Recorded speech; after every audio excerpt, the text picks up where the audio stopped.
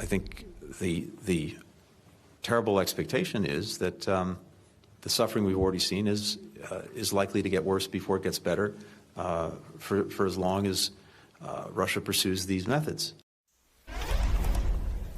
That was Secretary of State Tony Blinken today, warning of worse days, worse than what you've been watching for the last 29 minutes ahead in Ukraine, based on the Russian tactics and their invasion.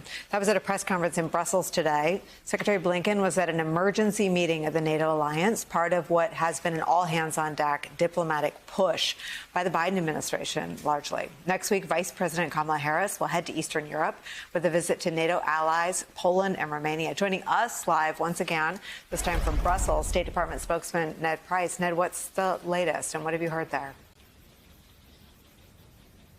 Well, Nicole, we are in Brussels for a very simple reason. This is the epicenter of our diplomatic efforts to do two things. Number one, to support the people of Ukraine as they take on these invading forces with dignity, with courage, with bravery, and two, to impose the massive costs and swift costs that we together with our allies and partners promised before this invasion. The President of the United States likes to say that big nations don't bluff. Vladimir Putin has learned that the United States was not bluffing. Our allies and partners were not bluffing. You know, over the course of the day today, we've met with our 29 NATO allies. We've met with the 27 members of the European Union. We have met with the G7. And in every single one of those fora, we have heard unanimity from our allies and partners that they are resolved to continue the support, and they are resolved to continue to mount this pressure on Vladimir Putin and those around him. So we just had a conversation with Michael Crowley, who I know you're familiar with, covers your boss, about where we are. You know, if you can go to 10, are we at 8, 8.5? And what is on the other side, you know, between 8 and 10, if you agree with that assessment? Can you weigh in on that? Well, let me tell you what we're doing. And first and foremost, what we are doing is providing security support, defensive military support to our Ukrainian partners.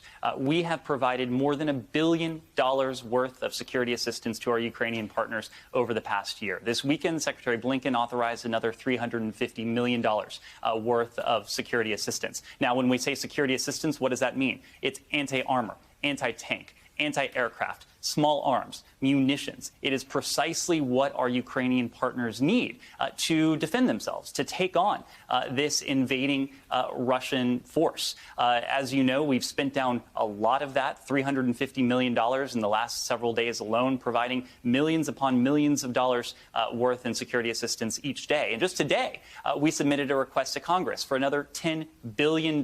Part of that will be for additional security assistance for our Ukrainian partners. But you're right. We also have mounted the profound costs on the Russian Federation, on its economy, on its financial system. And already, look at the consequences of it. The Russian stock market has been closed for days now because they are incredibly afraid of capital flight. The ruble is worth less than a penny. Inflation is at 20%. Putin's war chest, over the course of years, he amassed this war chest of more than $600 billion, perhaps expecting that he would be able to weather sanctions one day from the United States and from the international community. Well, he never expected these sanctions. He never expected these economic measures, and because of them, that war chest that he has amassed is now largely inaccessible to him. Ned, can you weigh in and tell me what the assessment is on who's paying the price of all that damage we've inflicted on Russia? Is it the population? Is it the protesters of this war who've gone out to the street, or is it Vladimir Putin? Well, our sanctions have been first and foremost designed to put pressure on Vladimir Putin, on those around him, on his foreign minister, on his defense minister, on the oligarchs that have supported him, on his cronies, on those who in any way have supported this disastrous and brutal decision. But here's the truth. These measures are strong. They are unprecedented in terms of their scale and scope. And so the impacts are going to be far-ranging. And so, of course, lamentably, it will have an effect on ordinary Russians, just as they will have an effect in some ways on people well beyond Russia. Our goal in all of this has been to minimize the impact on everyday Russians, on those certainly beyond Russia, and to maximize the impact on Vladimir Putin. That's why we've gone after many of these individuals personally. We have personally sanctioned Vladimir Putin. We have personally sanctioned his foreign minister. We've personally sanctioned his defense minister.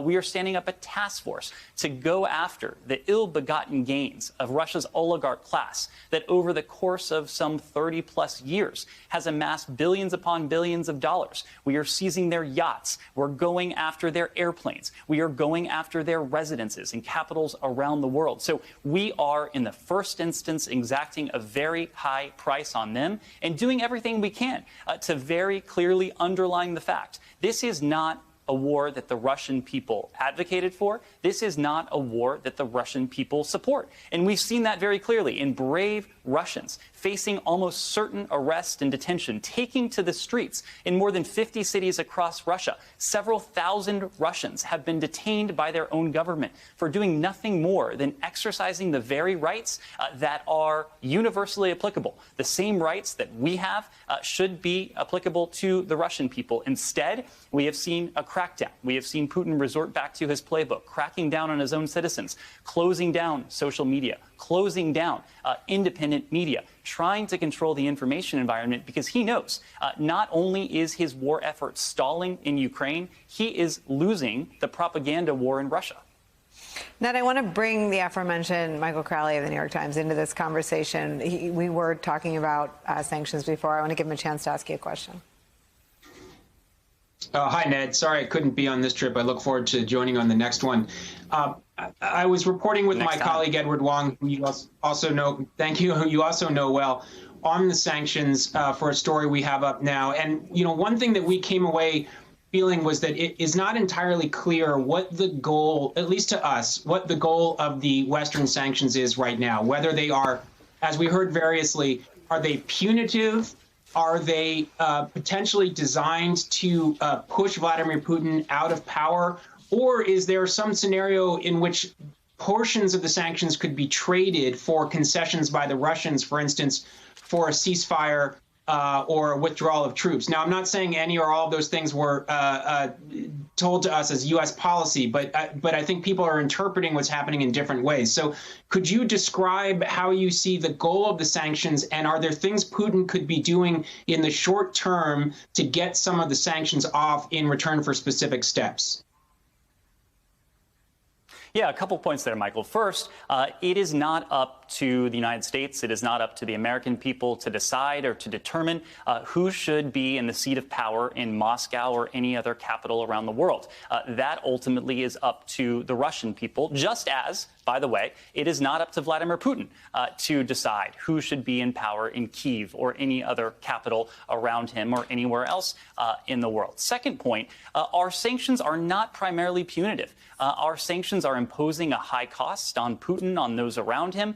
But our goal in imposing these unprecedented measures is to end this brutal conflict, to save lives. So we have made it very clear to Vladimir Putin that if he continues to escalate the way he has, and we think there is a high probability that he will continue to escalate. We will continue to escalate. The measures we have imposed will only grow stronger. They will gain momentum. New measures, new authorities will be enacted in the coming days and coming weeks if Vladimir Putin doesn't change course. If he does change course, however, our approach will change too.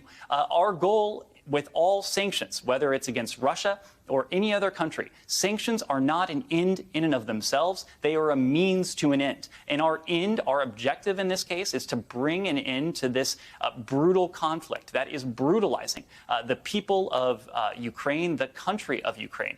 So if Putin has a change of mind, has a change of heart, if his tactics change, if his strategies change, if we see concrete signs of de-escalation, Russian troops pulling back, a diminution of the violence, of course, our approach will change too.